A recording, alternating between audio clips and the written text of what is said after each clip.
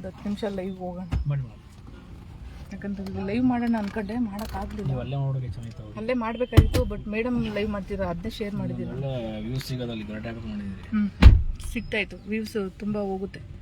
ಅವಾಗೇ ಮಾಡೋಯ್ತು, ನೀವು ಅಲ್ಲಿ ಮಾಡೋದು ಇನ್ನೂ ಚೆನ್ನಾಗಿರುತ್ತೆ. ಅಲ್ಲಿ ಮಾಡೋಕ್ಕಷ್ಟು ಓಡ್ತಾ ಇದ್ದಿಲ್ಲ ತಲೆ. CS ಪುರ ಪೊಲೀಸ್ ಸ್ಟೇಷನ್.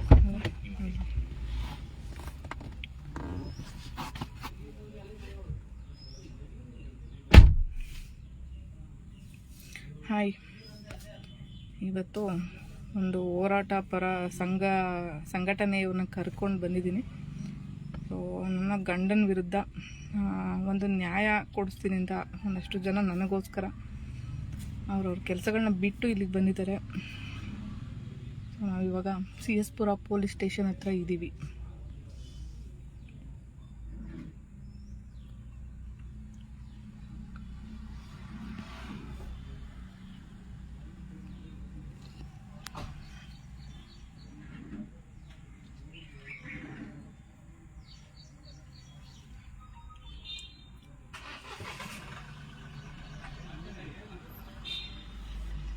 ಇಲ್ಲಿ ಬೆಳಗ್ಗೆಯಿಂದ ಬಂದು ವೆಯ್ಟ್ ಮಾಡ್ತಾ ಇದ್ದೀವಿ. ಏನಿಲ್ಲ ಅಂದರೂ ಒಂದು 10ರಿಂದ 12 ಜನ ಬಂದಿದ್ದೀವಿ ನಾವು.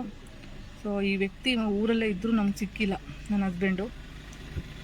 ಇವ್ರನ್ನ ಕರೆದ್ರು, ಒಂದು ಒಳ್ಳೆ ರೀತಿಲಿ ಮಾತಾಡೋಣ ಬನ್ನಿ ಅಂತ ತುಂಬ ಕರೆದ್ರು ಸಂಘಟನೆಯವರು. ಒಬ್ಬರಲ್ಲ ಇಬ್ಬರಲ್ಲ 5-6 ಜನ ಸಂಘಟನೆಯಿಂದ ನನ್ನ ಸಹಾಯ ಮಾಡೋದಕ್ಕೆ ಬಂದಿದ್ದಾರೆ. ಸೊ ಎಷ್ಟೇ ಒಳ್ಳೆ ಮಾತಿಂದ ಕರೆದ್ರು ನನ್ನ ಹಸ್ಬೆಂಡ್ ಬಂದಿಲ್ಲ. ಹೀಗಾಗಿ ಇವತ್ತು ಮತ್ತು ಸ್ಟೇಷನಲ್ಲಿ ಕೇಳಿದು. ಸೊ ಅವರು ಒಂದು ಕಂಪ್ಲೇಂಟ್ ಮಾಡಿ ಬನ್ನಿ ಅಂತ ಹೇಳಿದ್ದಾರೆ. ಹಾಗಾಗಿ ಸಂಘಟನೆಯವರೆಲ್ಲ ಸೇರಿ ಇವಾಗ ಮತ್ತು ನನ್ನ TT ಮಾಡ್ಕೊಂಡು ಬಂದಿದ್ದು ಹೇಳಬೇಕು ಅಂದರೆ ಬೆಂಗಳೂರಿಂದ.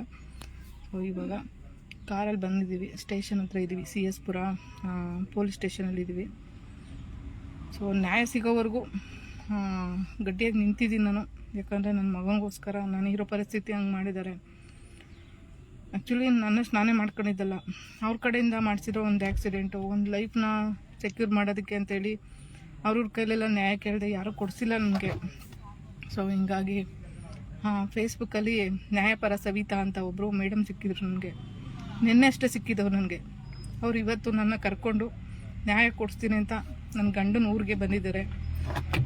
ಸೊ ಅಲ್ಲಿ ಬಂದು ಬೆಳಗ್ಗೆಯಿಂದ ವೆಯ್ಟ್ ಮಾಡಿ ಎಲ್ಲ ಅಲ್ಲಿನ ಕತೆಗಳೆಲ್ಲ ಮುಗಿಸಿ ಕರೆದ್ರೂ ಬರಲಿಲ್ಲ. ಸೊ ಹಿಂಗಾಗಿ ನಾವು ಸ್ಟೇಷನ್ ಹತ್ರ ಬಂದಿದ್ದೀವಿ. ಮುಂದೆ ಏನಾಗುತ್ತೆ ಕತೆ ಗೊತ್ತಿಲ್ಲ, ಮುಂದೆ ಏನಾದರೂ ಆಗ್ಬೋದು. ಆ ವ್ಯಕ್ತಿ ಬಂದು ಏನಾದರೂ ಹೇಳಿದ್ರೆ ಏನಾದರೂ ಮಾಡ್ಬೋದು. ಸೊ ಆ ವ್ಯಕ್ತಿ ಕೈಗೆ ಸಿಗ್ತಾ ಇಲ್ಲ. ಯಾರೋ ಒಂದಷ್ಟು ಜನ ನನಗೆ ಕಮೆಂಟ್ ಹಾಕಿದರು, ಏನಮ್ಮ 50 ಲಕ್ಷದ ಮನೆ ಕೇಳ್ತೀಯಾ, 50 ಲಕ್ಷ ಏನು ಸುಮ್ಮನೆ ಬರುತ್ತಾ ಅಂತ. ನೀವು ಇಲ್ಲಿ ಊರಲ್ಲಿ ಬಂದು ನೋಡಬೇಕು. ಹೇಳಿದ್ರಲ್ಲ ನನಗೆ 50 ಲಕ್ಷ ಕೇಳ್ತಿದ್ಯಾ, ನೀನು ಸ್ಟ್ಯಾಂಡರ್ಡ್ ಇದೆಯಾ, ಹಂಗೆ ಹಿಂಗೆ ಅಂತ. 1 ಕೋಟಿಗೂ ಮೀರಿರೋ ಅಂಥ ಒಂದು ಶೆಡ್ನ ನಿರ್ಮಾಣ ಮಾಡ್ತಿದ್ದ ನನ್ನ ಗಂಡ. ಅದನ್ನು ನಾನು ಲೈವಲ್ಲಿ ತೋರ್ಸೋಕ್ಕಾಗಲಿಲ್ಲ, ಜನಗಳಿಗೆಲ್ಲ ಗೊತ್ತಾಗಲಿ ಅಂತ ವೀಡಿಯೋಸ್ ಎಲ್ಲ ಮಾಡಿದರು ಸಂಘಟನೆಯವರು.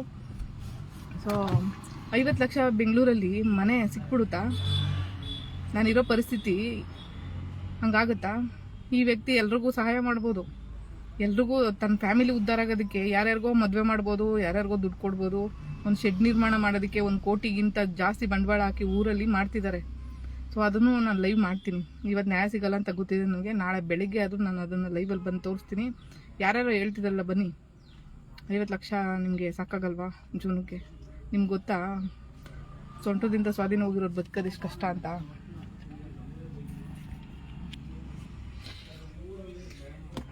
ಹಂಗಿದ್ದು ಬದುಕೋದು ಎಷ್ಟು ಕಷ್ಟ ಅಂತ ಗೊತ್ತಿದ್ರೂ ಕೆಲವೊಬ್ರು ಬಂದು ಕಮೆಂಟ್ ಹಾಕೋದು, ಏನಮ್ಮ ನೀನು 50 ಲಕ್ಷಕ್ಕೆ 1 ಲಕ್ಷ ಕೋಟಿ ಕೇಳಿದ್ರೆ ಕೊಟ್ಬಿಡ್ತಾರೆ. ಕೋಟಿಗಿಂತನೂ ಬೆಲೆ ಬಾಳ್ತಿದ್ದ ನನ್ನ ಗಂಡ. ತನ್ನ ಹೆಂಡತಿಗೆ ತನ್ನ ಅಣ್ಣನ ಮಗನ ಕೈಯಿಂದ ಆಕ್ಸಿಡೆಂಟ್ ಮಾಡಿಸಿ ಕೊಡೋಕ್ಕಾಗಲ್ವಾ? ದುಡ್ಡು ತಗೊಂಡು ನಾನು ಎಲ್ಲಿಗೂ ಓಡೋಗಲ್ಲ, ನನಗೆ ಮನೆ ಬೇಕು ಅಂತ ಕೇಳ್ತಾ ಇರೋದು ನಾನು. ಮನೆ ಬೇಕು, ನನ್ನ ಮಗ ನನ್ನ ಜೊತೆಲಿ ಇರಲಿ, ನನಗೆ ಲೈಫ್ ನಿಭಾಯಿಸೋಕ್ಕೆ ಅಂತ ಒಂದಿಷ್ಟು ದುಡ್ಡು ಕೊಡಲಿ ಅನ್ನೋ ಒಂದು ಉದ್ದೇಶದಿಂದ ನಾನು ಕೇಳ್ತಾ ಇದ್ದೆ. ಸೊ ಹಿಂಗೆಲ್ಲ ಮಾಡಿ ಇವತ್ತು ನನ್ನ ಈ ಪರಿಸ್ಥಿತಿಗೆ ತಂದಿಟ್ಟಿದ್ದಾರೆ ಎಲ್ಲರೂ. ನ್ಯಾಯ ಕೇಳಕ್ಕೆ ಹೋದರೆ ನನ್ನ ಗಂಡನ ಮನೆಗೇನೆ ಒಳಗಡೆ ಹೋದರೆ ಅವ್ರ ಅದಕ್ಕೆ ಹೇಳ್ತಾಳೆ ದೊಡ್ಡೋಳು, ನೀನು ಒಳಗಡೆ ಬರೋಕ್ಕೆ ನಿನ್ಗೆ ಹಕ್ಕಿಲ್ಲ, ಇದು ನನ್ನ ಮನೆ, ಹೊರಗಡೆ ಬಿದ್ದಿರು ಅಂತ ಹೇಳ್ತಾಳೆ. ಬೀದಿಲಿ ನಿಂತ್ಕೋಬೇಕಂತೆ ನಾನು. ಅವ್ರದಕ್ಕೆ ದೊಡ್ಡದು ಕೇಳೋದು. ನನ್ನ ಗಂಡನ ಇದನ್ನ ತಗೊಂಡು ಅವ್ರ ಮನೆಯಲ್ಲಿರೋ ಪ್ರತಿಯೊಂದು ವಸ್ತುಗಳು ನನ್ನ ಗಂಡಂದೇನೆ. ಒಂದು ಹಾಸಿಗೆ ಇರ್ಬೋದು, ಒಂದು ಮಂಚ ಇರ್ಬೋದು, ಎಲ್ಲ ರೂಮ್ಗೂ ಹಾಸಿಗೆ ಹಾಕೊಂಡು ಒಂದು ಛತ್ರ ಇದ್ದಂಗೆ ಐತೆ ಮನೆ. ಒಂದು ಅಷ್ಟು ದೊಡ್ಡ ಮನೆ. 50 ಜನ ಒಂದು ಫಂಕ್ಷನ್ಗೆ ಬಂದರೆ 50 ಜನ ಮಲ್ಕೊಳ್ಳೋ ಅಷ್ಟು ದೊಡ್ಡ ಮನೆ ಊರೊಳಗಡೆ ಇರೋದು. 3 ರೂಮ್ ಇದ್ದಾವೆ. ಹಿಂದೆ ಹಳೆ ಮನೆಯಲ್ಲಿ ಅಲ್ಲೊಂದೆರಡು ರೂಮ್ ಇದ್ದಾವೆ. ಎಲ್ಲ ಬೇಕಾದಂಗೆ ಬದುಕಿದ್ದಾನೆ ಅವನು. ನಾನು ಸುಮ್ಮನೆ ಕೇಳಿಲ್ಲ ಅವನ ಹತ್ರ 50 ಲಕ್ಷ. 50 ಲಕ್ಷಕ್ಕೆ ಏನು ಬರಲ್ಲ ಅಲ್ಲಿ, ಗೊತ್ತಾಯ್ತಾ? ಬೆಂಗಳೂರಲ್ಲಿ ಒಂದು ಸೈಟು ಬರಲ್ಲ. 20-30 ಸೈಟ್ ತಗೊಂಡು ಬದುಕ್ಬೋದು ಅಂತ ಹೇಳ್ತೀರಾ ಒಂದಷ್ಟು ಜನ. ನೋಡ್ರಪ್ಪ, ನೀವೆಲ್ಲ ಕೈ ಕಾಲಿರೋರು ಬದುಕ್ಬೋದು. ನಾನು 3 ಜನ ಮನುಷ್ಯರು, ನಾರ್ಮಲ್ ಮನುಷ್ಯರು ಓಡಾಡ್ತಾರಲ್ಲ, ಆ ಜಾಗದಲ್ಲಿ ನಾನು ಒಂದು ವೀಲ್ ಚೇರ್ ಇಟ್ಕೊಂಡು ಓಡಾಡಬೇಕು. ಒಂದು ಟರ್ನ್ ಆಗಬೇಕು ಅಂದರೆ ನನಗೆ ಎಷ್ಟು ಸ್ಪೇಸ್ ಬೇಕು ಅಂತ ನಿಮಗೆಲ್ಲ ಗೊತ್ತಾ? ಕೆಲವೊಬ್ರು ಮಾತಾಡ್ತೀರಾ, ಹೆಂಗೆಂಗೋ ಮಾತಾಡ್ತೀರಾ. ಒಬ್ಬ ವ್ಯಕ್ತಿ ಹೆಂಗೆ ಬದುಕ್ತಿದ್ದಾನೆ, ಅವನ ಜೀವನ ಶೈಲಿ ಏನು, ಅವನು ಎಷ್ಟು ನೋವಲ್ಲಿ ಬದುಕ್ತಿದ್ದಾನೆ, ಯಾರಿಗೂ ಅರ್ಥ ಆಗಲ್ಲ ನಿಮಗೆಲ್ಲ. ಸ್ಪೈನಲ್ ಕಾರ್ಡ್ ಅಂದರೆ ಗೂಗಲ್ ಸರ್ಚ್ ಮಾಡಿ. ಆ ವ್ಯಕ್ತಿ ಜೀವನ ಏನಿದೆ, ಹೆಂಗೆ ಬದುಕ್ತಾ ಇದ್ದಾನೆ, ಹೆಂಗೆ ಲೈಫ್ ಮಾಡ್ತಿದ್ದಾನೆ ಅನ್ನೋದನ್ನ ಗೂಗಲ್ ಸರ್ಚ್ ಮಾಡಿ. ಆ ಮನುಷ್ಯ ಬದುಕಿದ್ದು ಸತ್ತಂಗೆ ಗೊತ್ತಾ? ಸೊಂಟದಿಂದ ಮಲಮೂತ್ರ ವಿಸರ್ಜನೆ ಗೊತ್ತಾಗಲ್ಲ, ಪೀರಿಯಡ್ಸ್ ಆದರೆ ಗೊತ್ತಾಗಲ್ಲ, ಎಲ್ಲಿ ಏನಾಗ್ತಿದೆ ಗೊತ್ತಾಗಲ್ಲ, ಗಾಯ ಆದರೆ ಗೊತ್ತಾಗಲ್ಲ. ನಾನು ಕೂತಿದ್ದೀನಿ ಸೀಟ್ ಮೇಲೆ, ನನಗೆ ಗೊತ್ತಾಗ್ತಿಲ್ಲ ಅದು. ಹಿಂಗಿರೋ ಒಂದು ಹೆಣ್ಮಗಳು 2 ವರ್ಷದಿಂದ ಜೀವನ ಸಾಗ್ಸಕ್ಕೆ ಎಷ್ಟು ಕಷ್ಟಪಟ್ಟಿದ್ದೀನಿ ಅಂತ ಯಾರಿಗಾದ್ರೂ ಗೊತ್ತಾ?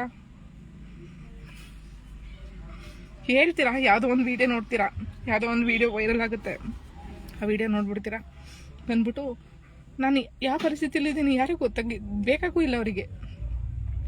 ನಾನು ಯಾಕೆ ಸೋಷಿಯಲ್ ಮೀಡಿಯಾದಲ್ಲಿ ಬಂದಿದ್ದೀನಿ? ನನ್ನ ತವ್ರ ಮನೆ ಕಡೆಯವ್ರು ಸಪೋರ್ಟ್ ಇಲ್ಲ, ನಾನು ದುಡ್ಡು ಕಿತ್ಕೊಂಡ್ರು, ನನ್ನ ಮೋಸ ಮಾಡಿದ್ರು. ಗಂಡನ ಮನೆ ಕಡೆಯವ್ರು ಸಪೋರ್ಟ್ ಇಲ್ಲ, ಅವನನ್ನ ಜೀವನ ಹಾಳು ಮಾಡಿದ್ರು. ಮತ್ತೆ ಎಲ್ಲಿಗೆ ಹೋಗ್ಬೇಕು ನಾನು?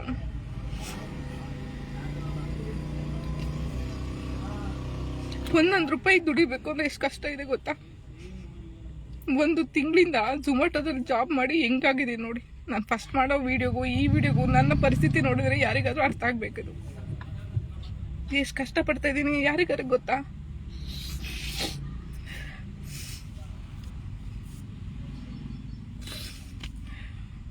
ನನ್ನ ಗಂಡನ ಹತ್ರ ಏನು ಇಲ್ಲಾಂದ್ರೆ ನಾನು ಕೇಳ್ತಾ ಇರಲಿಲ್ಲ. ಆದ್ರೆ ಅವನ ಹತ್ರ ಎಲ್ಲ ಇದ್ದು ಬೇರೆ ಯಾರಿಗೂ ಮಾಡ್ತಿದ್ದಾನೆ. ನಾನು ಸಂಸಾರ ನೀಚಿದ್ದೀನಿ 4 ವರ್ಷ, ನಾನು ಬದುಕ್ಬೇಕು ತಾನೆ. ಅವ್ರ ಅಣ್ಣನ ಮಗ ನನ್ನ 17 ವರ್ಷದವನು ತಗೊಂಡೋಗಿ ನನ್ನ ರೋಡಲ್ಲಿ ಬಿಡಿಸಿ ಇವತ್ತು ನನ್ನ ಕಾಲಿಲ್ದಂಗ್ ಮಾಡಿದ್ದಾನೆ. ನಾನು ಏನ್ ಮಾಡ್ಬೇಕು?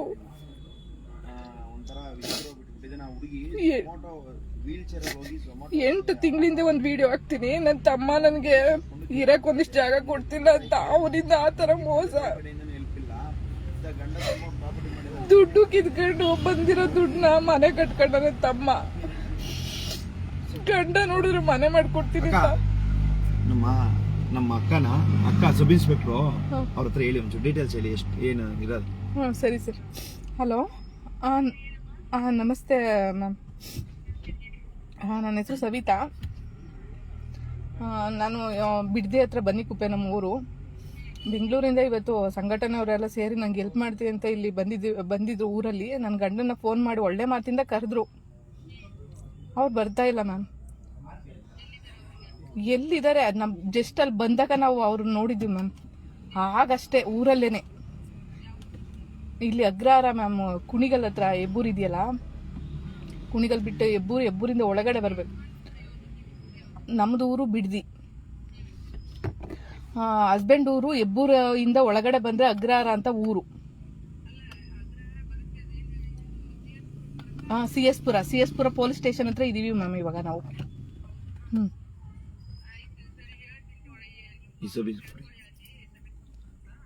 ಸರಿ ಮ್ಯಾಮ್, ಕೊಡ್ತೀನಿ.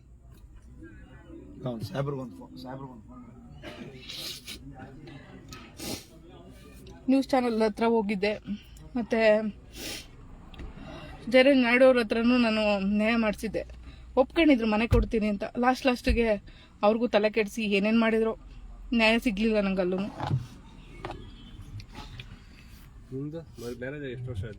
ಈಗ 10ನೇ ವರ್ಷ ರನ್ನಿಂಗು ಸರ್. ಅವತ್ತಿಂದ ನೀವು ಕೇಳಿಲ್ವಾ? ಏನು ಕೇಳಿಲ್ವ ಅವ್ರನ್ನ? ಸರ್, ಏನ್ ಗೊತ್ತಾ, ಇವಳು ವೀಲ್ ಚೇರ್ ಕೂತಿರೋಳು, ಬ್ಯಾಕ್ ಸಪೋರ್ಟ್ ಯಾರು ಇಲ್ಲ ಅಂತ. ತುಂಬಾ ಆಟ ಆಡ್ಸಿದ್ದಾರೆ ಸರ್ ನಂಗೆ. ಯಾಕೆ ಎಷ್ಟು ವರ್ಷ 2 ವರ್ಷ ಆಯ್ತಾ? 6 ವರ್ಷ ಆಯ್ತು. ಆಕ್ಸಿಡೆಂಟ್ 2019 ಮೇ 26. ಅಲ್ಲ ನಿಮ್ಮ ತಂದೆ ತಾಯಿ 4 ವರ್ಷ ಅವ್ರ ಮನೇಲಿ ಒಂದ್ ರೂಮಲ್ಲಿ ಕೂಡಾಕ್ಬಿಟ್ಟಿದ್ರು ನನ್ನನ್ನ. ಗೃಹದಲ್ಲಿ ಹಾ, ಅಲ್ಲಿ ಬೆಂಗಳೂರಲ್ಲಿ ಒಂದು ಅಪಾರ್ಟ್ಮೆಂಟ್ ಅಲ್ಲಿ ಇದ್ದೋ. ಯಾರು ಬಂದು ತೋರಿಸ್ತಾ ಇರ್ಲಿಲ್ಲ ನನ್ನ. ರೂಮ್ ಲಾಕ್ ಮಾಡ್ಕೊಳ್ಳೋರು ಯಾರು ಬಂದ್ರೆ ಮಾನ ಮರ್ಯಾದೆ ಹೋಗುತ್ತದೆ. ನನ್ನ ವೀಲ್ ಚೇರ್ ಅಲ್ಲಿ ಇರೋದು ಅವ್ರ ಫ್ಯಾಮಿಲಿ ಕಡೆಯಿಂದನೇ ಆಗಿರೋದು ನನಗೆ ಸರ್. ಹಂಗಂತ ಹೇಳಿ ರೂಮ್ ಲಾಕ್ ಮಾಡ್ಕೊಳ್ಳೋರು. ನಂದು ಬೈಕ್ ಇದೆ, ಒಂದು ವೀಲ್ ಫಿಟ್ ಮಾಡ್ಕೊಂಡು ವೀಲ್ ಚೇರ್ಗೆ ಓಡಿಸ್ಕೊಂಡು ಹೋಗೋಂಥದ್ದು. ಅದನ್ನ ಫಂಡ್ ರೈಸ್ ಮಾಡಿ ತಗೊಂಡೆ ನಾನು. ಅವ್ರನ್ನೆಲ್ಲ ಬೇಡಿದ್ಕೆ ಕೊಡ್ಸಿದ್ರು. ಅದ್ ಕೊಡ್ಸಾದ್ಮೇಲೆ ಏನಾಯ್ತು, ನಾನ್ ಸ್ವಲ್ಪ ಹೊರಗಡೆ ಬರಕ್ ಡಿಪ್ರೆಷನ್ಗೆ ಹೋಗಿ ಹೆಂಗಾಗಿದೆ ಸರ್. ನನ್ನ ಮಗುನ ನನ್ನ ರೂಮ್ ಸೇರ್ಸ್ಕೊತಾಗ್ಲಿಲ್ಲ. ನನ್ನ ಮಗು ಬೇಡ ಅಂತ ಹೇಳಿ ಇವಂಗೆಲ್ಲ ಹೊಡಿತಾ ಇದ್ದೆ ನಾನು. ಅಷ್ಟು ಡಿಪ್ರೆಷನ್ಗೆ ಹೋಗಿ 2 ಸಾರಿ ಸೂಸೈಡ್ ಮಾಡ್ಕೊಂಡು ತಲೆ ಎಲ್ಲ ಬೋಳ್ಸ್ಕೊಬಿಟ್ಟಿದ್ದೀನಿ ನಾನು. ತುಂಬಾ ಡಿಪ್ರೆಷನ್ಗೆ ಹೋಗ್ಬಿಟ್ಟಿದೆ ಸರ್. ಆದ್ರೆ ಮನೆಯಿಂದ ಹೊರಗಡೆ ಬರಕ್ಕೆ ನನಗೆ ಶಕ್ತಿ ಇಲ್ಲ. ಅವಾಗ ಈ ಬೈಕ್ ಬಂದ್ಮೇಲೆ ಹೊರಗಡೆ ಬರಕ್ ಸ್ಟಾರ್ಟ್ ಆದೆ. ಆದಾಗ ಒಂದು 6 ತಿಂಗಳು 8 ತಿಂಗಳು ಮನೇಲಿ ಯಾರು ಇರ್ಲಿಲ್ಲ. ನಾನೇ ನನ್ನ ಮಗನ ನಿಭಾಯಿಸ್ತಾ ಇದ್ದೆ. ನಾನೇ ಒಂದು ಸ್ಕೂಲ್ ಕಳ್ಸೋದು ಎಲ್ಲ ಮಾಡ್ಕೊಂಡು ನಿಭಾಯಿಸ್ಕೊಂಡು ಹೋಗ್ತಿದ್ದೆ. ಅದೇನೋ ಗೊತ್ತಿಲ್ಲ, ಒಂದಿನ ಇದ್ದಕ್ಕಿದ್ದಂಗೆ ನಾನು ರೋಡಲ್ಲಿ ಬಿದ್ಬಿಟ್ಟೆ. ಬಿದ್ದಿ ಕೈ ಮುರಿದ್ಬಿಡ್ತು. ಮತ್ತೆ ಈ ಮೂಳೆ ಇಲ್ಲಿಂದ ಇಲ್ಲಿಗೆ ಮುರಿದ್ಬಿಟ್ಟಿದೆ. ಈ ಕೈ ಮುರಿದಾದ್ಮೇಲೆ ಏನ್ ಮಾಡ್ದ ನನ್ ಗಂಡ, ನಿನ್ ಸ್ವಂಟ ಸ್ವಾಧೀನ ಇರ್ಲಿಲ್ಲ ಇಷ್ಟ ದಿನ, ನಿನ್ ಕೈಯು ಹೋಯ್ತಲ್ವಾ, ನೀನ್ ಏನ್ ಬದುಕಿದೆ ಅಂತ ಹೇಳಿ ಹಾಸ್ಪಿಟಲ್ ಬಿಟ್ಟು ಹೋಗ್ಬಿಟ್ರು. ಆ ಬಿಟ್ಟು ಹೋದ್ಮೇಲೆ ನಾನೇನ್ ಮಾಡ್ದೆ, 3 ತಿಂಗಳು ಸುಧಾರ್ಸ್ಕೊಂಡೆ ಆಶ್ರಮಕ್ಕೆ ಹೋದೆ. ಅಲ್ಲೊಂದು 6 ತಿಂಗಳು ಇದ್ದೆ. ಅವಾಗ ನೀನ್ ಎಲ್ ಸತ್ತೆ ಅಂತ ಕೇಳಿಲ್ಲ ಸರ್ ನನ್ನ. ಫೋನ್ ಮಾಡ್ಲಿ ಅವ್ರು ಯಾಕೆ ಮಾಡ್ತಾರೆ? 3,000 ಕಟ್ಬೇಕಾಗಿತ್ತು ನನ್ನ ಆಶ್ರಮ ಅಂದ್ರೆ ನಮ್ ತರ ಸ್ಪೈನ್ ಇಂಜುರಿ ಆಗಿರೋರು ಇರೋಂಥದ್ದು, ಇಂಡಿಪೆಂಡೆಂಟ್ ಆಗಿ ಇರೋಂಥವ್ರು ಇರ್ಬೋದು ಅಂತ ಒಂದು ಶೆಡ್ ತರ, ಅದ್ರೊಳಗಡೆ ಒಂದು ಚಿಕ್ಕ ಬೆಡ್ ಕೊಟ್ಟಿದ್ರು. ಅಲ್ಲಿ ಒಂದ್ ಸ್ವಲ್ಪ ಏನೋ ಜಗಳ ಆಗಿ ಹೊಡೆದಾಡ್ಕೊಬಿಟ್ರು ಒಂದಿಬ್ರು. ಅದನ್ನ ನೋಡಿ ಭಯ ಆಗ್ಬಿಡ್ತು ನನ್ಗೆ. ಅಪ್ಪ ಇಲ್ಲಿ ಇರಕ್ಕಾಗಲ್ಲ, ರಾತ್ರಿ 12 ಗಂಟೆ 1 ಗಂಟೆ ಯಾರು ಮಲ್ಗಲ್ಲ, ಬೆಳಿಗ್ಗೆ 6 ಗಂಟೆಗೆ ಸೌಂಡು, ಇಲ್ಲಿ ರೆಸ್ಟ್ ಮಾಡಕ್ ಆಗಲ್ಲ ನನ್ ಕೈದು ಅಂತ ಹೇಳಿ ಅಲ್ಲಿಂದ ಏನ್ ಮಾಡ್ದೆ, ಒಂದು ಬಾಡಿಗೆ ಮನೆ ಮಾಡ್ಕೊಂಡೆ. ನಾನ್ ನಿಭಾಯಿಸ್ತೀನಿ ಅಂತ ಧೈರ್ಯ ತಗೊಂಡೆ. ಮಣ್ಣಿಂದ ಒಂದು ಒಡವೆಗಳು ಮಾಡ್ತಿದ್ದೆ ಮಣ್ಣಲ್ಲಿ. ಅದು ಕಲ್ತಿದ್ದಕ್ಕೆ ನನ್ಗೆ ಯೂಸ್ ಆಯ್ತು ಸರ್. ಅದರಿಂದ ನಾನು ಅನ್ನ ಉಟ್ಸ್ಕೊಂಡು ತಿಂತಾ ಇದ್ದೆ ಇಷ್ಟ ದಿನ. ಇವಾಗ ಅದ್ರಲ್ಲೂ ಸ್ವಲ್ಪ ನನ್ಗೆ ಏನೂ ಬರ್ತಾ ಇರ್ಲಿಲ್ಲ ದುಡ್ಡು. ಹಂಗಾಗಿ ಏನ್ ಮಾಡಿದೆ, ಝೊಮ್ಯಾಟೊ ಫುಡ್ ಡೆಲಿವರಿ ಮಾಡ್ತಾ ಇದೀನಿ ಸರ್. ರೋಡ್ ಅಲಿತಾ ಇದೀನಿ. 1 ತಿಂಗಳಿಂದ ಅದನ್ನ ಮಾಡ್ತಾ ಇದೀನಿ ನಾನು. ನಾನೇ ದುಡ್ಕೊಂಡು ತಿಂತೀನಿ. ನನ್ನ ತವ್ರ ಮನೆಯವ್ರ ಕಡೆಯವರು ಇವತ್ತು ಹೇಳ್ತಾರೆ, ನಮ್ಮ ಅಣ್ಣ ತಮ್ಮದು ಬದುಕಿದಾರೆ ಸರ್, ನನ್ನ ಹತ್ರನೇ ಕಿತ್ಕೊಂಡು ತಿಂದಿದ್ದಾರೆ, ಯಾವನೂ 1 ರೂಪಾಯಿ ಕೊಟ್ಟಿಲ್ಲ ನನಗೆ. ನನ್ನ ಗಂಡನೂ ಅಷ್ಟೇ ಹಿಂಗಾಗ್ಬಿಟ್ಟಿದೆ, ನನ್ನ ಅಣ್ಣನ ಮಗನಿಂದ ಹಿಂಗಾಯ್ತು ಅಂತ ಒಂಚೂರು ಕನಿಕರಣನೇ ಇಲ್ಲದೆ ಇವ್ರು ಕೋಟಲ್ಲಿ ನೋಡ್ಕೊತೀನಿ ಅಂತ ಮಾತಾಡ್ತಾರೆ. ಅವ್ರ ಅಣ್ಣನ ಮಗ ರೋಡಲ್ಲಿ ಬಿಡಿಸಿದ್ದು ಸರ್ ನನ್ನ. ನಾನು ಹಿಂದೆ ಕೂತಿದ್ದೆ ಸರ್, ಅವ್ನು ಓಡಿಸ್ತಾ ಇದ್ದೆ ಸರ್ ಬೈಕಲ್ಲಿ.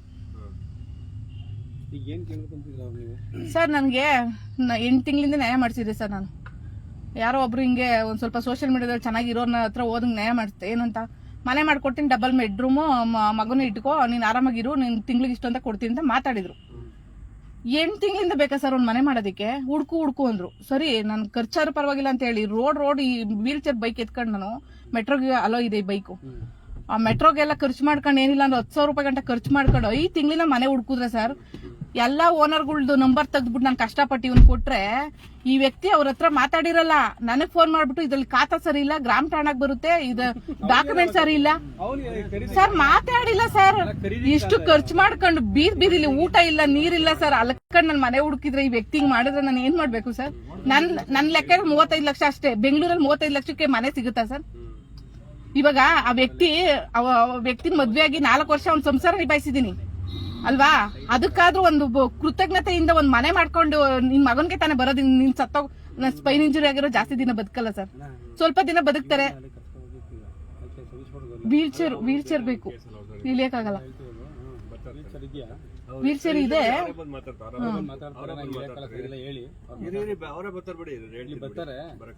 ನನಗೆ ಬ್ಯಾಕ್ ಸಪೋರ್ಟ್ ದೇವರನ್ನ ಹೇಳ್ತೀನಿ ಸರ್. ನಮ್ಮ ಅಣ್ಣ ತಮ್ಮನೆ ಕೈ ಬಿಟ್ರು. ನಮ್ಮ ಅಪ್ಪನೇ ಖಾಲಿ ಬಿದ್ದಿದ್ದ ಜಾಗಕ್ಕೆ ಹೋಗಿದೆ. ಒಂದ್ ದನ ಕಟ್ಟಕ ಜಾಗ, ದನನೂ ಇಲ್ಲ ಅಲ್ಲಿ ಬದುಕ ತಿನ್ಕೊಂಡ್ರು ಬಿಡ್ರು ಅಂತ ಹೋಗಿದ್ರೆ ನನ್ ವಿರುದ್ಧನೇ ನನ್ನ ತಮ್ಮ ದುಡ್ಡಿಸ್ಕೊಂಡಿದ್ದಾನಲ್ಲ, ಅವನು ನಮ್ಮ ಅಪ್ಪನ ಕೈಯಲ್ಲಿ ಸೈನ್ ಮಾಡಿಸಿ ಏನೋ ತಿಳಿದಿರೋ ನಮ್ಮ ಅಪ್ಪನ ಕೈಲಿ ಹೋಗಿ ಬಿಡ್ದಿ ಸ್ಟೇಷನ್ ಕಂಪ್ಲೇಂಟ್ ಕೊಟ್ರು. ನಾವ್ ಇಲ್ದೇ ಇರೋವಾಗ ಬಂದು ಗೋಡೆ ಹೊಡೆದಿದ್ದಾಳೆ, ಬಾಗ್ಲಿಟ್ಕೊಳಕ್ ಬಂದಿದ್ದಾಳೆ ಅಂತ. ಆ ಮೇಸ್ರಿಗೆ 50,000 ಫೇಸ್ಬುಕ್ ಅಲ್ಲಿ ಇಲ್ಲಿ ಬೇಡಿರೋ ದುಡ್ಡನ್ನ 50,000 ಆ ಮೇಸ್ರಿಗೆ ಕೊಟ್ರೆ, ಅಣ್ಣ ತಮ್ಮದಿರೇ ಮೋಸ ಮಾಡಿದ್ರಲ್ವಾ, ಅವನ್ನೆಲ್ಲ ಕೆಲಸ ನಿಲ್ಸ್ಬಿಟ್ಟ ನನ್ನ ತಮ್ಮ. ಕೆಲಸ ನಿಲ್ಸಿದ್ಕೆ ಏನ್ ಮಾಡಿದ್ರೆ, ಇವ್ನಿಗೆ ಹೆಂಗೋ ಸಿಕ್ಕಿ ಚಾನ್ಸ್ ಅಲ್ವಾ ಮೇಸ್ರಿಗೆ, ಅವನ 50,000 ಮೋಸ ಮಾಡ್ಬೋದ. ಎಲ್ರೂ ಮೋಸ ಮಾಡಿರೋರ ಸರ್. 1 ರೂಪಾಯಿ ದುಡಿಯಕ್ಕೆ ಎಷ್ಟು ಕಷ್ಟ ಇದೆಯಲ್ಲ ಸರ್. ಇವತ್ತು ಒಬ್ರು ಹೆಲ್ಪ್ ಇಲ್ಲ ಸರ್. ನಾನು ಬದುಕ್ತಾ ಇದೀನಿ ಒಬ್ಳೆ. 2 ವರ್ಷದಿಂದ 1 ರೂಪಾಯಿ ಯಾರು ಕೊಟ್ಟಿಲ್ಲ ಸರ್. ಸೋಷಿಯಲ್ ಮೀಡಿಯಾದಲ್ಲಿ ಹೆಲ್ಪ್ ಮಾಡಿದ್ದ ನಂಗೆ. ಅವ್ರು ಊರೆಲ್ಲ 500 ರೂಪಾಯಿ 1,000 ರೂಪಾಯಿ ಕೊಟ್ಟಿದ್ದಾರೆ ಸರ್ ನನಗೆ. ಹಂಗಿಂದಾನು ಬದುಕಿದೀನಿ. ಆಮೇಲೆ ನಾನು ಸುಮ್ನೆ ಕೂತಿಲ್ಲ. ಯಾಕೆ ಅವ್ರು ಕೊಟ್ಟಿದಾರೆ ಗೊತ್ತಾ ನನಗೆ? ಒಬ್ಬ ಹೆಣ್ಮಕ್ಳಾಗಿ ಇದ್ಕೊಂಡು ಸ್ವಂಟದಿಂದ ಸ್ವಾಧೀನ ಹೋಗಿದೆ, ಆದ್ರೂ ಬದುಕ್ತಿದ್ದಾಳೆ ಅಂತ ಒಂದು ವಿಶ್ವಾಸದಿಂದ ಕೊಟ್ಟಿದ್ದಾರೆ. ನೋಡಿದ್ರೆ ಏನು ಇಲ್ದೇ ಇರೋ ಬ್ಯಾಕ್ ಬೋನ್ ಇಲ್ದೇ ಇರೋ ಅಂತವ್ರು ನಾನ್ ಸುಮ್ನೆ ಕೈ ಕೊಟ್ಟು ಕೂಲ್ತಿಲ್ಲ ಸರ್, ನನ್ ಕೈ ಆಪರೇಷನ್ ಆಗಿದೆ ಆದ್ರೂ ಪರವಾಗಿಲ್ಲ ಅಂತ ಹೇಳಿ ಮಣ್ಣಿನ ಕೆಲಸ ಮಾಡ್ಕೊಂಡು ಎಷ್ಟು ಕಷ್ಟಪಟ್ಟು ಬದುಕ್ತಾ ಇದೀನಿ ಅಂತ ನಂಗೆ ಗೊತ್ತು. ಸುಮ್ನೆ ಕೂತಿಲ್ಲ ಅಂತ ಹೇಳಿ ಜನಗಳು ನಂಗೆ ಹೆಲ್ಪ್ ಮಾಡ್ತಾರೆ ಸರ್. ಆತರ ಇದಾರೆ ಜನ, ತುಂಬಾ ಜನ ಫಾಲೋವರ್ಸ್ ಇದ್ದಾರೆ ನನಗೆ. ಸೋಷಿಯಲ್ ಮೀಡಿಯಾದಲ್ಲಿ ಆಕ್ಟಿವ್ ಇದೀನಿ. ನನ್ನ ನೋಡಿದವರು ಇವತ್ತು ಬೀದಿಲ್ ಮಾತಾಡ್ತಾರೆ ಸರ್. ಯಾರೋ ಈಗ ಗೊತ್ತಿಲ್ಲದವ್ರು ನನ್ ಗಂಡ ಗೊತ್ತಿರೋ ಅಂತವ್ರೇನೆ ನನ್ಗೆ ₹1 ಏನು ಕೊಡಲ್ಲ. ಯಾರೋ ಗೊತ್ತಿಲ್ಲದ ಜನ 5,000 ರೂಪಾಯಿ ಎಷ್ಟೋ ಸಾರಿ ಗಾಡಿಗೆಲ್ಲ ಹೆಲ್ಪ್ ಮಾಡಿದ್ದಾರೆ ಸರ್ ನಂಗೆ. ನೀವ್ ಯಾರಂತ ಗೊತ್ತಿಲ್ದವ್ರು ಹೆಲ್ಪ್ ಮಾಡ್ತಾರೆ ಅಂದ್ರೆ ಈ ವ್ಯಕ್ತಿಗಳು ನಮ್ಗೆ ಗೊತ್ತಿರೋ ಜನ ನಮ್ಮ ಹತ್ರನೇ ಕಿತ್ಕೊಂಡು ತಿಂತಾರಲ್ಲ, ಏನ್ ಮಾಡ್ಬೇಕು ಸರ್ ಇವಾಗ? ಇವ್ರು ನನ್ ಬ್ಯಾಕ್ ಸಪೋರ್ಟ್ ಆಗಿ ನಿಂತಿರೋದಕ್ಕೆ ನಾನು ಇವತ್ತು ಇಲ್ಲಿವರೆಗೂ ಬರಕಾಯ್ತು ಸರ್. ಇಲ್ಲಾಂದ್ರೆ ನಾನು ಒಬ್ಳು ಹೆಂಗ್ ಓಡಾಡಕ್ಕಾಗುತ್ತೆ ಸರ್? ನಾನು ಎಲ್ಲಿಗೆ ಹೋಗಕ್ಕಾಗುತ್ತೆ? ಏನ್ ಮಾಡಕ್ಕಾಗುತ್ತೆ? ಕಂಪ್ಲೇಂಟ್ ಮಾಡಿದೀನಿ ಆಲ್ರೆಡಿ ಕೆಂಗೇರಿ ಪೊಲೀಸ್ ಸ್ಟೇಷನ್ ಅಲ್ಲಿ.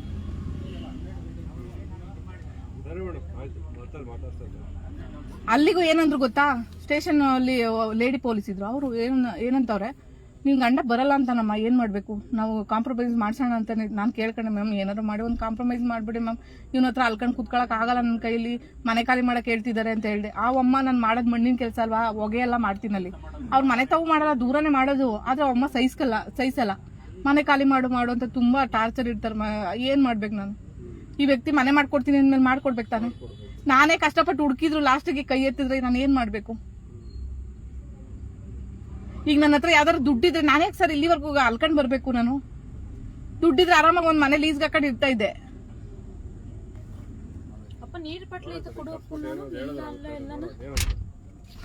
ನೀವು ನಿಮ್ಗೆ ಅನ್ಯಾಯ ಆಗ್ತಿದಂಗೆ ಬರ್ಬೇಕಾಯ್ತು ಸ್ಟೇಷನ್ಗೆ, ಯಾಕೆ ಬರ್ಲಿಲ್ಲ ಸರ್? ಇಲ್ಲಿಗೆ ಬರಕ್ ಆಗುತ್ತೆ ಸರ್ ನನ್ನ ಕೈಯಲ್ಲಿ? ಈಗ ಹೆಂಗ್ ಕರ್ಕೊಂಡ್ಬಂದ್ರು ಆ ತರ ಕರ್ಕೊಂಡ್ಬರ್ಬೇಕಾಯ್ತು. ಸರ್ ಇವರೆಲ್ಲ ಸಿಕ್ಕಿರೋದು ಇವತ್ತು ಸರ್. ಇವತ್ತು ಮೊದ್ಲೇ ಸಿಕ್ಕಿದ್ರೆ ಏನು ಆಗ್ತಾ ಇತ್ತು? ಈ ಟೈಮ್ ಮಾತಾಡಿದೀವಿ, ಇವತ್ತು ಸಾಯಂಕಾಲ ಇಲ್ಲಿ ಇದೀವಿ. ಇವಾಗ ಇಂಥ ಜನ ನಂಗೆ ಸಿಕ್ಕಿಲ್ವಲ್ಲ ಸರ್. 3-4 ಜನದ ಜೊತೆ ಮಾತಾಡಿಸ್ದೆ, ಯಾರು ಈ ತರ ಧೈರ್ಯ ಕೊಡ್ಲಿಲ್ಲ ನನ್ಗೆ. ನಿನ್ನೆ ರಾತ್ರಿ ಇವ್ರ ಜೊತೆನೆ ಇನ್ನೊಬ್ರು ಮೇಡಮ್, ಸವಿತಾ ಮೇಡಮ್ ಅಂತ ಇದ್ದಾರೆ, ನ್ಯಾಯಪರ ಸಂಘಟನೆಯವರು. ಆ ಮೇಡಮ್ ಹತ್ರ ನೆನ್ನೆ ಇಷ್ಟೊತ್ತಲ್ಲಿ ಮಾತಾಡಿದ್ವಿ. ಸುಮಾಟ ವರ್ಕ್ ಮಾಡ್ಕೊಂಡು 7 ಗಂಟೆ ಡ್ಯೂಟಿ ಹಾಕೊಂಡಿದ್ದೆ. ರಾತ್ರಿ ಡ್ಯೂಟಿ ಮಾಡಾದ್ಮೇಲೆ 1.5 ಅವರ್ ಮಾತಾಡಿದೆ ಅವ್ರ ಹತ್ರ. ಯಾರು ನಿಮ್ಗೆ ಹಿಂಗ್ ಮಾಡಿ ಹಿಂಗ್ ಹೋಗಿ ಹಿಂಗ್ ಮಾಡಿ ಅಂತ ಅವರು ಹೇಳಿಲ್ವಾ? ಎಲ್ಲ ಮಾತಿಗೆ ಹೇಳ್ತಾರೆ, ಯಾರು ಬ್ಯಾಕ್ ಸಪೋರ್ಟ್ ನಿಂತ್ಕೊಳ್ಳಲ್ಲ. ಹಿಂದೆ ಬರೋರು ಯಾರು ಇಲ್ಲ ಸರ್. ಸರ್ ಇವಾಗ ಓಡಾಡಂಗಿದ್ರೆ ನಂಗೆ ಬ್ಯಾಕ್ ಸಪೋರ್ಟ್ ಬೇಕಾಗಿರ್ಲಿಲ್ಲ. ನಾನೇ ಓಡ್ ಬಂದು ನಿಮ್ಗೆ ಕಂಪ್ಲೇಂಟ್ ಕೊಡ್ತಾ ಇದ್ನ ಈ ಲಿಮಿಟ್ ಅಲ್ಲಿ. ಅದೇ ನಂಗೆ ಬರಕ್ಕಾಗಲ್ಲ ಅಂತಾನೆ ಒಂದು ಇದನ್ನ ಇಟ್ಕೊಂಡವ್ರೆ. ನನ್ ಗಂಡ ವೀಕ್ನೆಸ್ ಇಟ್ಕೊಂಡಿದ್ ಏನ್ ಗೊತ್ತಾ? ಕೋರ್ಟಲ್ಲಿ ನೋಡ್ಕೋತೀನಿ. ಲೇಡಿ ಪೊಲೀಸ್ ಕೇಳೋದು, ನಾನು ಕೋರ್ಟಲ್ಲಿ ನೋಡ್ಕೋತೀನಿ ಬಿಡೋಣ. ಅಂದ್ರೆ ನಾನು ಓಡಾಡ್ಬೇಕಾ? ನಾನು ಇರೋ ಪರಿಸ್ಥಿತಿಗೆ ಓಡಾಡ್ಬೇಕಾ? ಅದಕ್ಕೆ ನಾನು ಕೋರ್ಟಲ್ಲಿ ನೋಡ್ಕೋತೀನಿ ಅಂತ ಆ ವ್ಯಕ್ತಿ ಹೇಳೋದು ನನಗೆ.